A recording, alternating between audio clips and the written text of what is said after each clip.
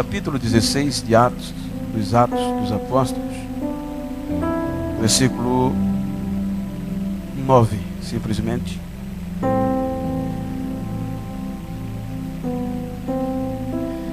É uma mensagem conhecidíssima, explorada, ouvida, mas é uma mensagem de estímulo que Deus colocou no meu coração. Versículo 9 diz: Paulo teve de noite uma visão em que se apresentou um homem da Macedônia que lhe rogava: passa a Macedônia e ajuda-nos. Amém? Queiram tornar os vossos assentos por bondade. Queridos, quando nós observamos o contexto, nos deparamos com um poder do Evangelho, a reviravolta que o Pentecoste causou na história. Se nós observarmos a índole, a conduta, a biografia deste personagem que protagoniza estes episódios, chamado de Paulo, na ótica humana seria impossível acreditar que o Evangelho tivesse um poder tão tremendo para transformar um homem como este. Pois a sua biografia nos mostra que ele era um poliglota, era um exímio orador, era um homem polido, era um homem que se destacava, era um homem especializado, sua formação acadêmica era excepcional, sua oratória era admirável, e o conhecimento da lei, sobretudo, era excepcional.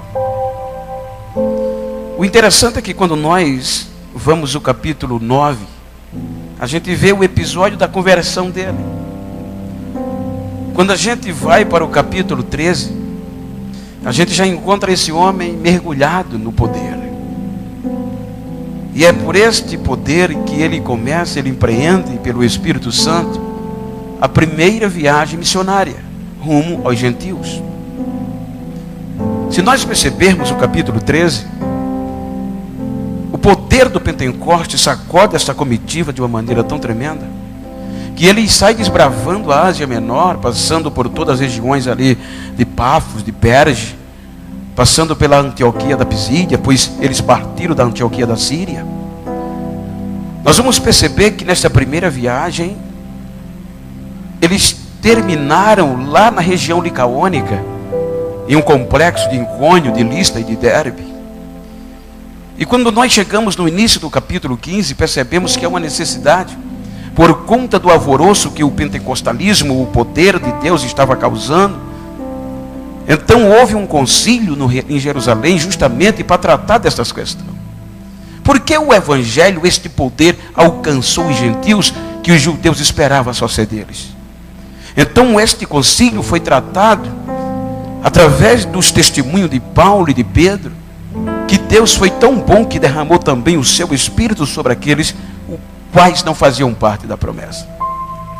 Então isso causou uns dias de reunião. E terminando a reunião, eles voltam para a Antioquia da Síria.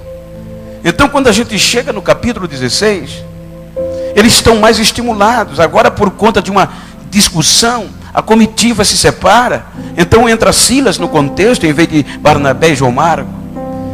O propósito da segunda viagem não era simplesmente pregar, mas primeiro o propósito era visitar as igrejas que foram estabelecidas na primeira viagem. E o segundo propósito desse grupo era justamente passar para as igrejas o que foi decidido no concílio em Jerusalém. Então a Bíblia diz que eles descem a segunda viagem com esse propósito, a ponto de quando eles passavam, iam fortalecendo os irmãos. Mas a Bíblia diz no capítulo 16, que quando eles terminam este percurso, lá na região licaônica, de visitação, é quando Timóteo entra na comitiva, incentivado pelos irmãos de Icônio, de Listra e de Derbe. Eles poderiam voltar. Aí a Bíblia diz que eles desceram para a Frígia. Eles foram para a região da Galácia. E o Espírito Santo não deixou eles pregar. Como é que pode?